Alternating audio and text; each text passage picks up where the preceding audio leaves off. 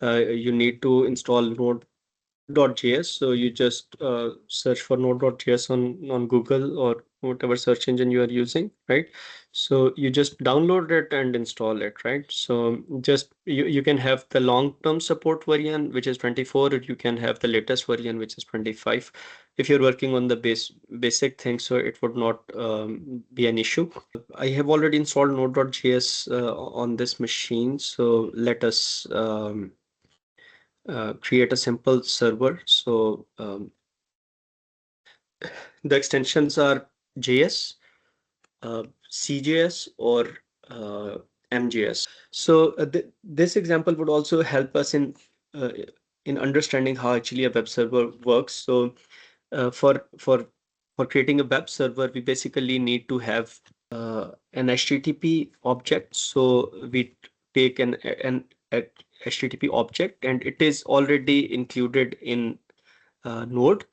So the things that are included in Node can be used just by require HTTP. So require HTTP would be a module which we are importing and TP, right? So whatever is exported by HTTP module, we include it in our script as HTTP. Now we can use this HTTP object to create a server, right? So what is a web server? It basically, if you look at the basic principle of the web server, what it would do, the web server would just listen to the requests. As soon as it gets some request, it would generate a response and send that response back to the client, right? So this is the basic principle. So we use HTTP object to create a server, and the server, we need to tell a few things to the server. So for example, um, as we know that server would be working with requests, so it would be listening to the requests and generating response. So this server is called whenever there is a request, right? So this object is used, and it basically takes an anonymous function with request and response as parameters, right? So it would take request and response as parameters. And within this function, so what would happen with this create server, whenever there is a request, this callback function would be called, right? Uh, and this function would basically handle the request and generate the response. So for example, if we like do not look at the request, we just want to generate the response, we can use the response object. We can write the head. If you recall, whenever we open a website, there is a request header and then there is a response header, right? So now as we are in the server, we can write the response ourselves, right? So for example, we can say sorry, for whatever request, we send the response 200, that the request was fine. So the first parameter is the status code, and then we can write the headers, right? So headers are provided in form of JSON. So for example, we can say that the content type is basically text slash plain response, right? So we are just generating some text response, right? And then we we can write some text. So if we just want to write some text, we can write, let's say, hello node.js, right? So this thing would be sent to the client for whatever request we have. And then we have to end the response. So when we call the response.end function, it basically completes the response and send it back to the client. Now this server is would be able to listen to the request, right? So would be able to respond to the request. But so far we have not created a server which like listens on some particular port and some particular address, right? So we just save this server in a variable, right? And now we use the server object to listen to some request, right? So we just write listen, and we give the port. So this is the minimal code that we need to use for generating a server. So what we are doing, we are using HTTP module available in Node.js. we use this module, we use the HTTP object out of this module and use the create server function to create a server, right? So server is responsible for handling the requests and then responding to them.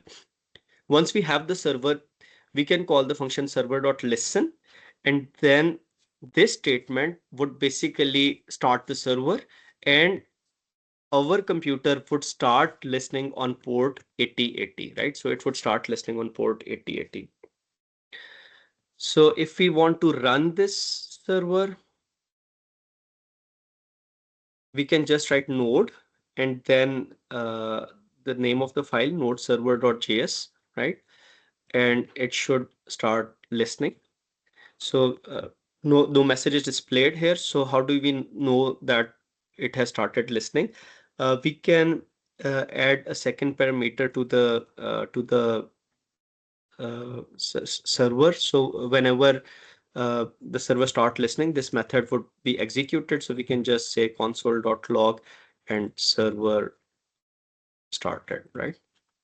So in this way, we can see on the console. Now, this is the console of the server machine. So this is the server. This is not the web browser, right?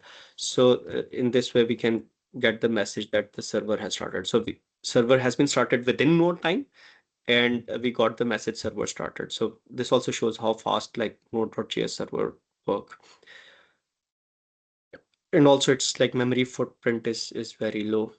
Now, if we want to connect to this server, so it is available on the local host. So as the server is running on this machine, so we can write the local host or 127.0.0.1 and then the port on which the server is listening, right? So we just enter and we get the message hello node.js, right?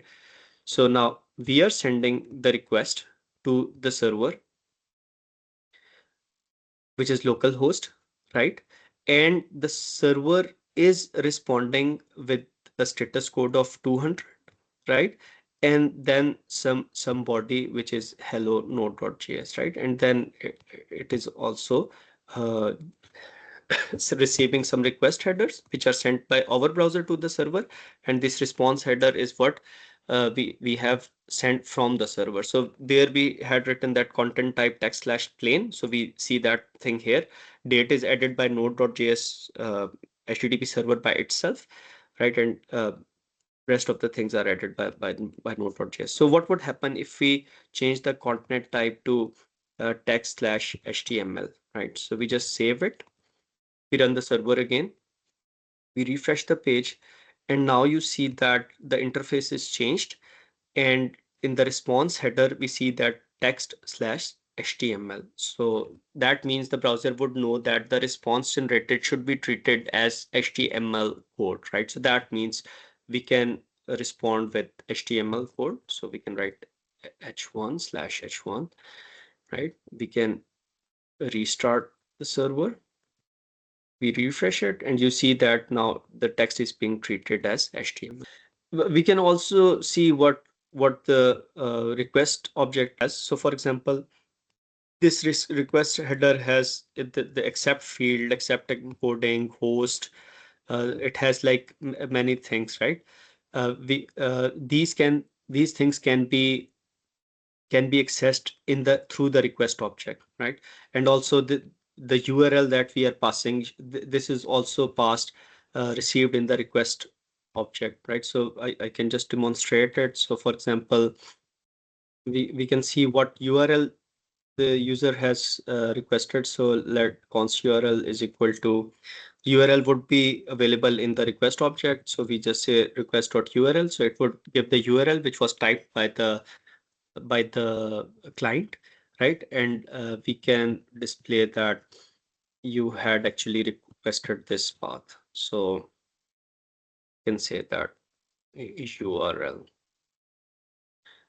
or receive a request for URL, right? So in this way, we can also write. Okay, we just type it as a responded with the text. So what we are not doing, we are basically using the request object to see what URL the client had requested, and then we also we don't do anything about that URL. We just like put it in the response and return the response, right? So now what would happen if we restart the server? So the server is saying we are received a request for forward slash. So that means the root. If we say that localhost slash ABC, so now the URL becomes slash ABC. One more thing, if you want to like do some changes and then uh, stop the server and rerun the server, there is a utility which is called Node Monitor. So we can install it. So for installing packages, Node packages, we use Node Package Manager and install an Node Mon, right? So what Node Monitor would do, we would run the server through this script, right? And then whenever there is a change in the server, uh, this node monitor would automatically restart the server. So instead of writing node server.js, we would write node monitor and node server.js. So what node monitor would do, it would run the statement node space whatever script we are passing to it, and then if we do any changes in the script, it would automatically restart the server, right? So server started, and now if we do some changes, so for example, if we change the response and save it, then it would automatically restart the server after pressing the save button. So it is handy if you are like testing the things, if you are like doing new things, trying new things, you don't need to restart the server every time. Let us continue this server and extend it a little bit. There are some static file servers, which basically, if we are having some static uh, website and we want to host it on Node.js server, so what we would need to do is, okay, for example, if user asks for localhost slash public slash islamabad.jpg, where islamabad.jpg is some image stored in the public folder. So a static server would just look into this URL uh, requested by the client, read this file, write it into the response, and send the response to the to the client, back to the client, right? So this is what a simple static server would do. So if we want to implement a static server, so what we would need to do, we would need to understand which file is requested by the client. One thing, read that file as the file is on the server. So read that file from the server and write it in the response, right? So in this case, we would need to know that which file is requested. So we would need to do some file handling. So whenever we want to do some file handling, we can use the FS module provided by Node. So it is basically a handy tool for working with files. And if we are working with paths, so for example, we get the URL public slash islamabad.jpg. So user wants to get this file, right? So and we want to join it with the with the path name on our folder. So on our computer, it would be something like C colon slash user slash Ravi slash core slash node slash public slash islamabad.jpg, right? So for that thing, if you want to work with paths, so a path module is very handy. So we can use the path module. And what else do we need? So we create the server in the same way. Now, uh, how can we get the requested file? So how can we see that the user has requested for public slash islamabad.jpg? How can we get this URL? From request.url. Excellent, request.url. So we just say that this is the file requested by the client. We want to read this file and then respond this file to the server, right? It looks something like this, right? So slash public slash islamabad.jpg. If we want to read it from the server, so we have to make it like C colon slash or slash users slash Ruby slash code slash node slash public slash Now, this thing is the URL, right? So public slash islamabad.jpg or whatever is in the file, right? So file requested. So we just need to append these two things. So instead of appending it with forward slashes or with backslashes, we just use the path library. The path library would uh, introduce the suitable uh, separators. So we just create the file name. So const file name is equal to, now we want to join the current working directory and this file name of the requested file, right? So let's call it file underscore requested. So the complete file name along with the path would be, so we need to append this thing file requested with the current working directory. And there are multiple ways of getting the current working directory. In all the Node.js scripts, we already have a process object, and this process object has CWD function, which basically returns the current working directory. So it would return this current working directory that you see here. So the path would basically join these two things, the requested file and the current working directory. So now we have the file. Now we would like to open it, right? For opening a file, we use the fs module and we use the fs.read file. Now it has read file function and it has read file sync functions. The read file function is asynchronous and read file sync function is synchronous.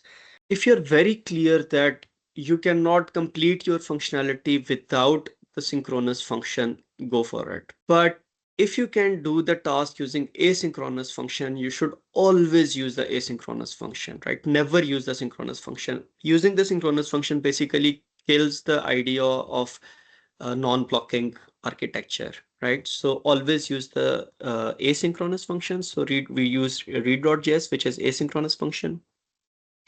We give the file name to it, the file that we want to read from the computer. And as we want to return the file as it is, it can be a binary file, it can be a text file. So we use the binary mode. So we want to read the file in binary mode.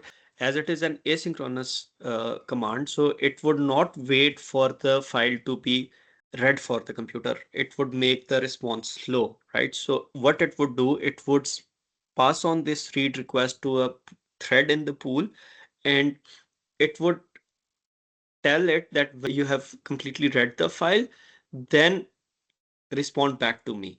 And then what would be the way, how can we tell the thread which is reading the file that whenever you are done with reading the file, uh, you call me back? So how would we do that? Provide a callback function, right? So whenever this call is complete, just call the callback function.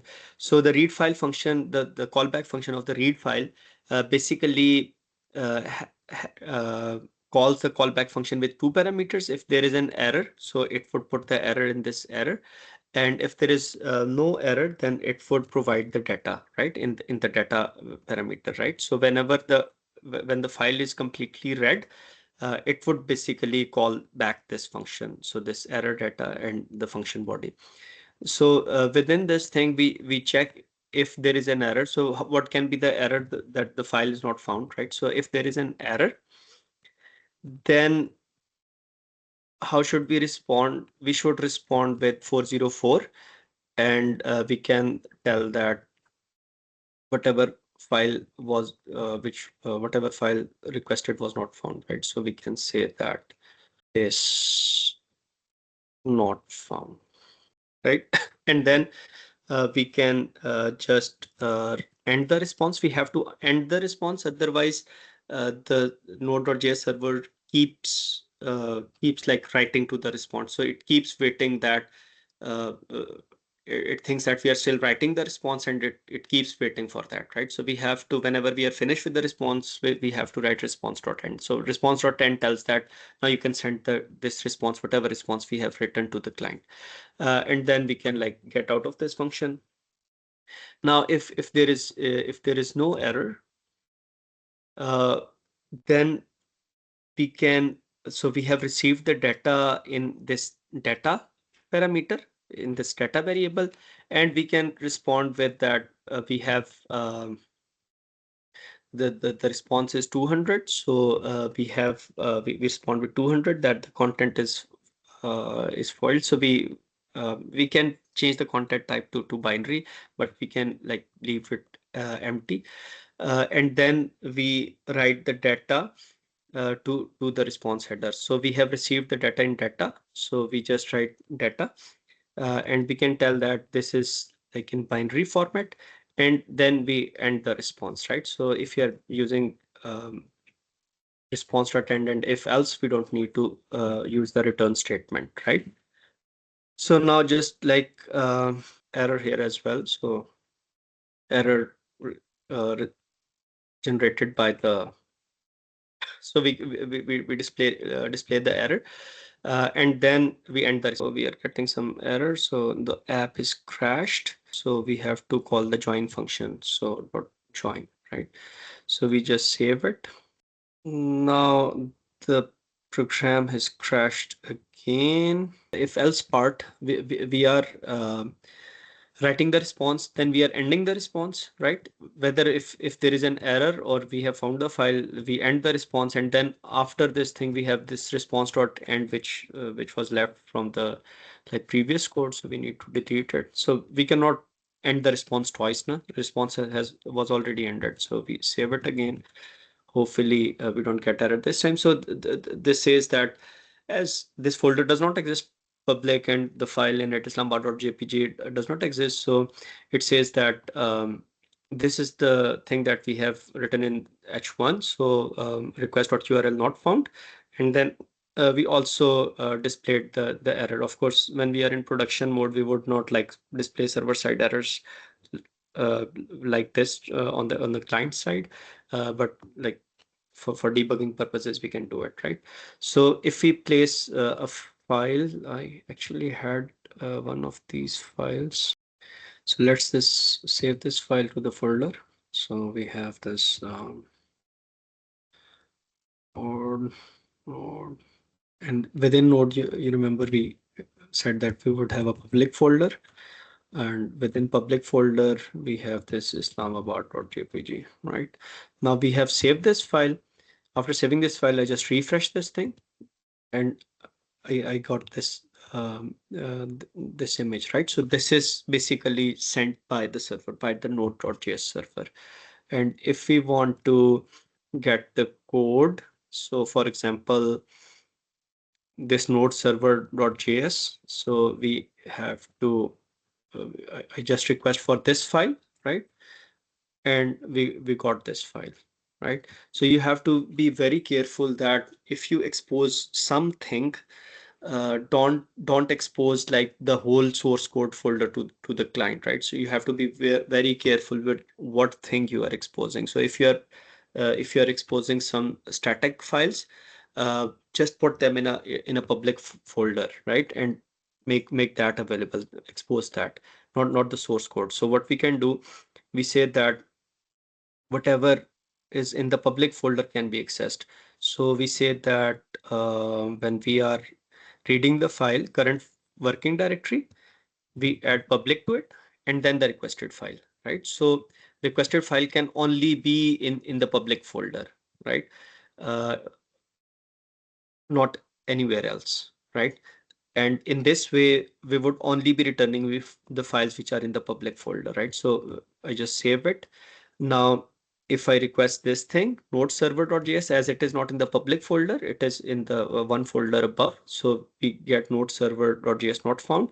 And now if we write islamabad.jpg, so we get islamabad.jpg file, although it is in the public folder, but we have like hard coded that public folder in our filing request.